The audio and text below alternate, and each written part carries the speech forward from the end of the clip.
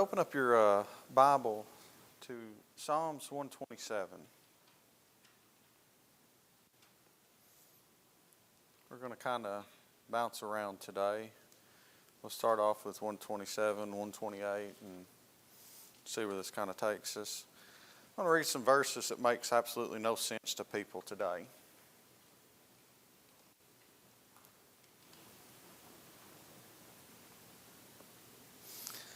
All right. Verse 3, it says, "Lo, children are the inheritance of the Lord, and the fruit of the womb is his reward. As the arrows are in the hand of a mighty man, so are the children of thy youth. Happy is the man that has his quiver full of them." This is an odd statement for people today. People are not happy about having children. We see today in society, the new trend nowadays is people will have kids, the grandparents will raise the kids. The parents will spend all this time that they're having kids, living life, partying it up, doing whatever they want to do with no thought of the children. Matter of fact, if they don't have parents that are responsible to take care of the kids, then nobody really takes care of the kids. I mean, within the past week, I've seen a really bad child abuse. Somebody take a 3-year-old kid and just completely not take care of them. And then the other child understands that if mommy or daddy's passed out, the younger child don't need to see that. And they realize the parents may or may not be dead from drugs. People today, they don't care about children. And it is more and more accepted in our society. You drive down the road, you see billboards in certain places that talks about, the abortion pill. You see abortion clinics. People just left and right. I mean, we've installed a box at the fire department to drop off children. And this is an exciting thing because this is going to save lives. I mean, let's just sit there and let's just think about that for a second. This is exciting news, and I mean, I'm not talking bad about this. I am glad. I mean, if somebody's going to drop a kid off, I'd rather drop it off there than throw the kid in the dumpster. But this is good news for society that we got a place where we can drop a kid off. A baby.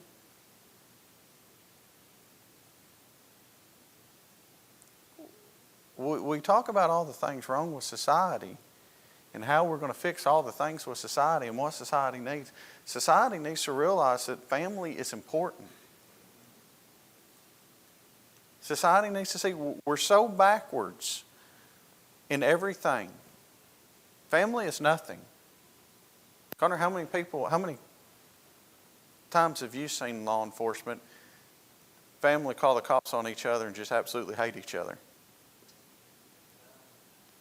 I ain't even been in law enforcement, and I've already seen this enough just to aggravate the living daylights out of me, to the point where I'm telling people, you ought to be ashamed of yourself.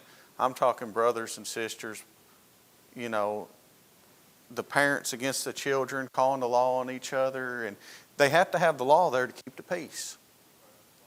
I mean, that's our job. We stand there, and as soon as somebody starts writing, lower it down. Keep it civil.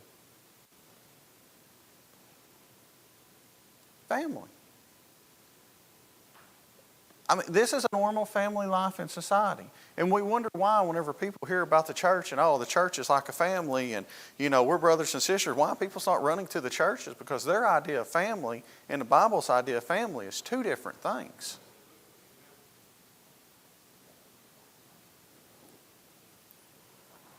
I understand a lot of things a little bit better, and I want to understand them more, Connor, trust me. But it aggravates me. But here we see it talking about, children are inheritance, their reward. It's a mighty man going out to war. He wants a quiver full of arrows. Families don't have traditions like they used to. They don't do stuff. A family can sit in a house, in the kitchen, in the living room, and be miles apart from each other. Because everybody, when you walk into a house, and I'm guilty of this just as much as the next person, that's why I'm talking about it, we'll all be like this.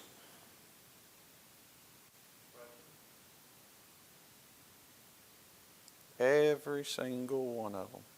The kids will be on tablets, or the kids will be on something. Mom and Dad will be sitting next to each other. They'll be doing this. See, talked to my grandparents, which I got to see last night, early. When they were younger, they sit down. This is my table, Chad, sorry. And this is what they sit around. I'd say, blessed is everyone that feareth the Lord, that walketh in his way. This is Psalms 28. For thou shalt eat the labors of thy hand, happy shalt thou be, and it shall be well with thee. Thy wife shall be a fruitful vine by the sides of thy house, thy children like an olive plant around the table.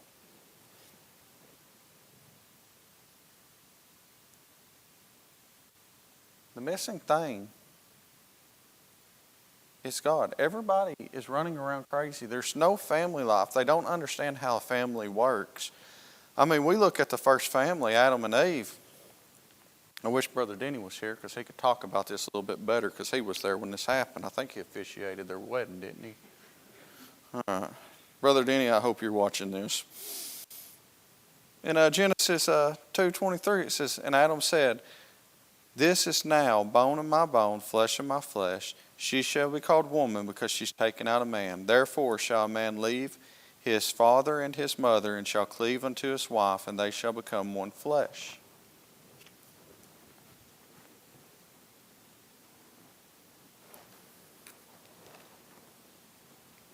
They don't do that. People look at marriage in a way like, if it don't work out. I've heard so many people say, we're getting married. Well, congratulations. Yeah, if it don't work out, we'll just get divorced. And then we wonder why, when people have kids, why they're dropping them off at boxes or dumpsters. They're leaving them at the hospital. They're leaving them at fire departments. Because if we're looking at our spouse, the one that we're supposed to leave our family and become one flesh with, and this is supposed to be the person that completes us. This is our soulmate. And we're looking at them like, if it don't work, we'll just toss them to the side. We wonder why they do the same.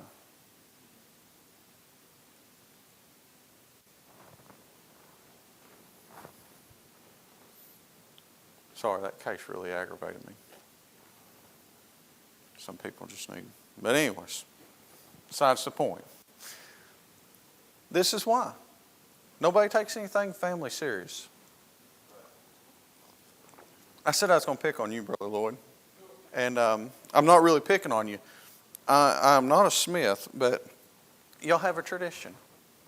Every Monday, don't y'all eat dinner together? Your whole family? See, I like fall. My favorite holiday is Thanksgiving. Okay. And it's not even so much the food, but the family comes together. Everybody comes together. Everybody gathers around. Everybody's nice to each other. I like that. Now that I was telling Aaron yesterday, now that I got a new job, I got time off. I got set days off. Now I hadn't focused on my family as much as I should. And there's things that I haven't done that I'm going to start doing. And I have completely taken the focus off of mowing the yard, but that's for a different day, okay? That day will get here eventually. But I'm sitting and I'm enjoying spending time with my kids. I'm taking them to parks. I'm spending time with them. I'm spending time with my wife. And I know, what does this have to do? Me spending time with my wife and stuff like that have to do with the way society is. Everything. See, we've read in Genesis before, and I preached on this before, Genesis 11. I preached on Nimrod. See, Nimrod, this was right after the flood. You remember the Tower of Babel? Nimrod makes himself to be a god. And he convinces everybody the mass majority of the people to worship him. Right? Okay. The cool thing about Nimrod is that it gives a genealogy. Nimrod's dad, verse 8, it says, Cush begat Nimrod. He began to be a mighty one in earth. Right? He says, he was a mighty hunter before the Lord. Wherefore it was even said, even as Nimrod, mighty hunter before the Lord. He was against God. He was a mighty hunter. So we see his dad is Cush. Then we see the son of Ham is Cush. And Noah had 3 sons, Shem, Ham, and Joshaphat. So here's Grandpa who was on a boat with the, seen the flood, seen what happened. He let his family fall apart.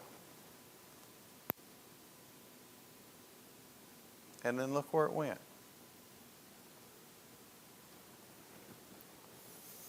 So many times when people hear about family and you talk to somebody and everybody's got this crazy viewpoint that Christianity is just horrible to women. I'm being as honest as I can be. Well, y'all, and they'll sit there and this is the verse they'll say Ephesians 5:22, wives, submit yourselves unto your husbands as unto the Lord. Oh man, they gotta submit. They gotta be under your foot. You tell your wife to jump. She says, when do you want me to land? That's the mentality. I know you're looking at me because I know you don't believe that. You've read the rest of it. This is the mentality. They don't understand how a family is, but once again, you got to think, most people, their family lives were not like ours.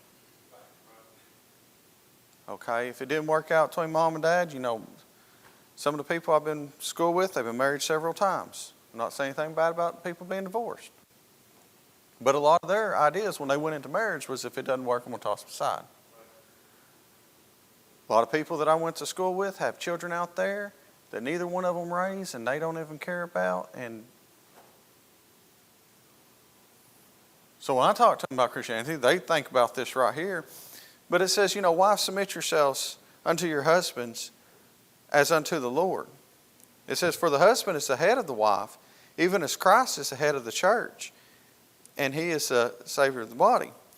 Therefore, as the church is subject unto Christ, so let the wives be to their husbands in everything. Now, at least you can quit giving me evil looks now. But here's the thing. Husbands, love your wives. They forget this. Husbands, love your wife, even as Christ also loved the church and gave himself for it. See, a lot of things that get fixed in society, it's if actually mom and dad loved each other properly. If kids grow up and they say, okay, dad loves mom so much he's willing to die for mom. Mom loves dad so much. But there's also a verse ahead that's really going to be the key to having a successful family, and that's in verse 21. It says, submitting yourselves one to another in the fear of the Lord. Mom and dad both fearing God. Mom and dad both worshiping God together. If we get our priorities in straight where our focus is on God, and I know I'm talking to a bunch of people who have successful families in here. Smith, I feel like your family's successful. Miguel, I think yours. So why in the world am I preaching this?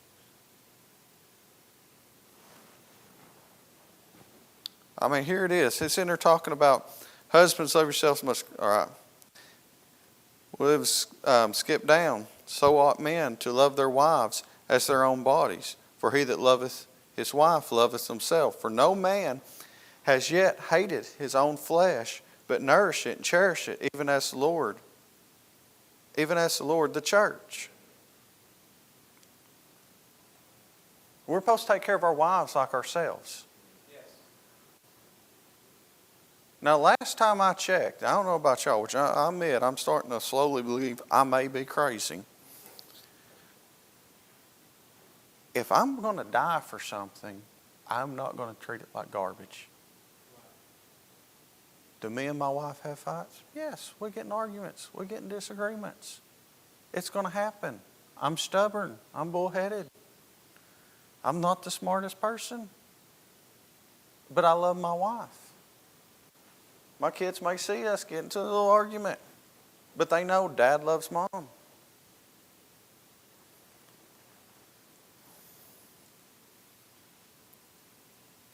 And that's what kids ought to see. It's just crazy. We don't see this. Is she over there elbowing you in the ribs or something? Oh, you're over there, okay. But it's crazy we don't see this in society. So when we do invite people to church, we have to realize when we talk about this is like family, we need to throw in consideration what their family life may be like. We may have to show them that there's a different way a family is. Now, I tell people all the time, because I hear a lot of people that I work with say, well, Baptists are real bitter and griping. How do I act? They're actually convinced I probably don't have a bad day. I go to work, I'm all happy. I'm yes, sir, no, sir. It's just the way I am. I have bad days, but I'm still polite. I tell them, there's a lot of people at my church like me. I said, are you going to find a grumpy person? Yeah, you'll probably find a grumpy person. It's going to happen. You're going to find that everywhere. But trying to invite them to church and explain to them, there's a lot of people like me. Well, I have this problem. I don't care. There's only one problem I care about, and that's what's going to happen to you when you die. Well, I do this, that, and the other thing. I don't care. That will get sorted out down the road. If a person quits smoking because Joey wants them to quit smoking, they quit for the wrong reasons. If they quit and they're not going to be successful at it either. But if they quit this, that, and the other thing, smoking, drinking, running wild, because they got saved and they realize God wants them to quit doing that, what's the success rate of that going to be?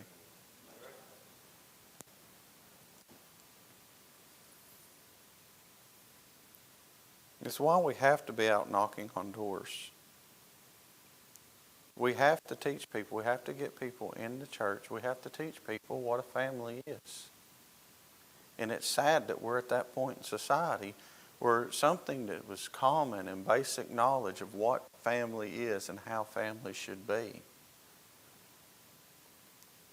It makes me so mad when I get a call and I have to go out there and I have to be a peacekeeper with the family ordeal. I have to sit there and look at them people and say, you know, you can lose everything you got, but what you're left with is your family. People will break up their homes over $50. A kid will hate their parents over money. A parent will hate their kids over money. They will get into fights over money. And it ain't even got to be a large amount of money. And I'm not even saying a large amount of money should justify it. There's no love in family. And the only way to get these people turned around and the only way to get them to know what love is to point them to God. God is love.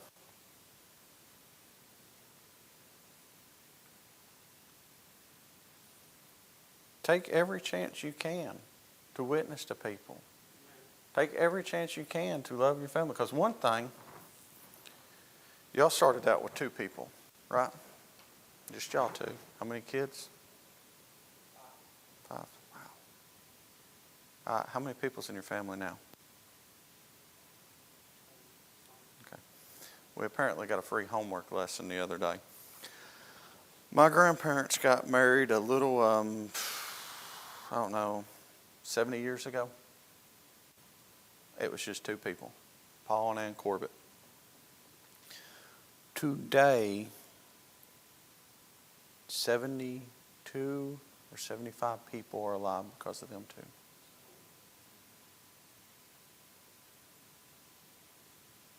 That's a lot of people. That's a lot of people have influence. You over, said something to Joanne there. Think about that for a second. Y'all two.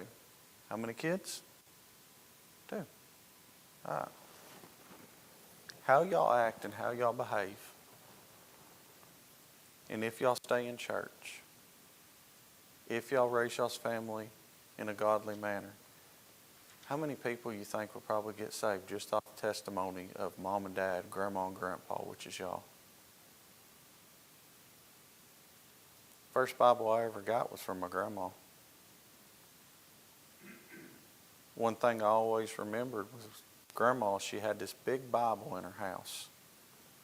And she read it. And she would read stuff out of it to me. My grandma's still alive. She's almost 90. She gave me that Bible. I've got it at my house put up. But godly influence that a family has,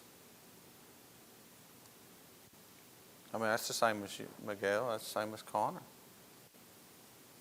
I mean, y'all got one kid. Y'all got two. The influence that y'all have, Bear, same with you. You and Alan. The influence y'all have. There might be 70 people one day alive because of y'all. And people's going to remember y'all. How y'all treated each other.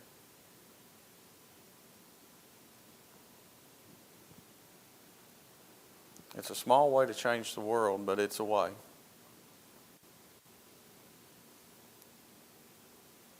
It's discouraging as all get out, inviting people to church.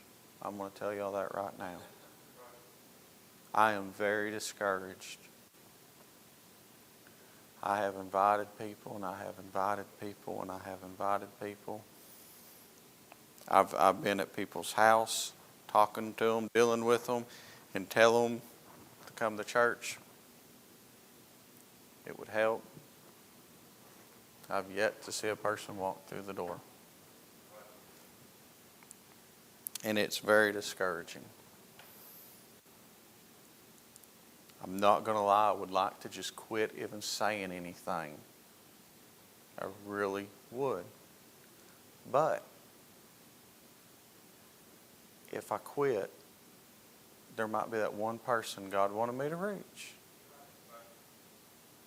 that could change everything.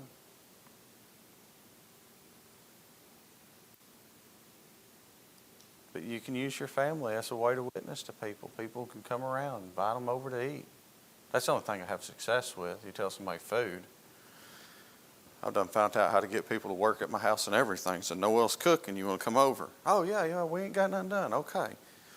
Before we eat, we got to move this.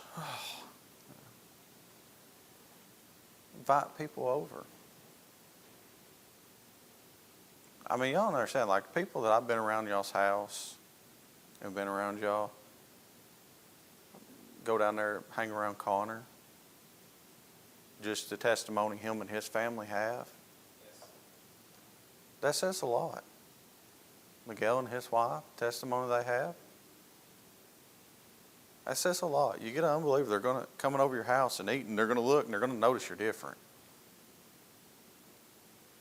I mean, that's just the truth. We got to get creative. We got to get people. The only way people are going to quit throwing babies away, the only way people are going to quit dropping them off, the only way people are going to quit beating their wives, and wives are going to quit beating their husbands, and that happens, by the way. And it could be, honestly, it could be a guy the size of Alan getting beat up by a girl the size of Candace. I have seen it. only way it's going to stop is we have to show people. Yeah, why not? I know you've been beating up the Marine. We got to get people in church. We got to get people. We got to get people saved. It's discouraging. But you go out and witness people, you don't know if you're planting a seed, you don't know if you're watering, you don't know if you're going to see the harvest of it. But the thing is don't need to stand before God one day, like I said, and not have an excuse. You got to keep on. I know it's kind of crazy little subject and it's kind of bouncing around. I just kind of got irritated about a lot of stuff that I've seen here lately. And that's the problem, is people don't understand that you're supposed to love one another. They don't understand the importance of family. Our family lives should be something that a lost person sees, and they ought to be able to see Christ in our family lives. Not because we got scripture on the wall, not because this, that, and the other thing, but because of the way we live our life, the way we love each other, and just the stuff that we do. I mean, how many people y'all ever see at a restaurant bow their head and pray?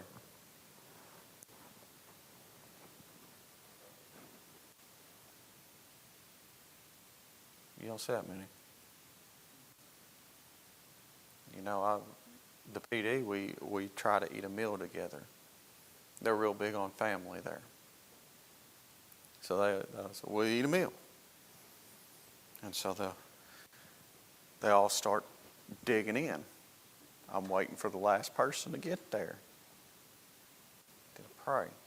And now they watch me, and they're waiting for me to pray, and then they'll eat. Noel brought us food up there one night to eat. And what'd Sergeant say? He said, "Can you pray so we can eat?"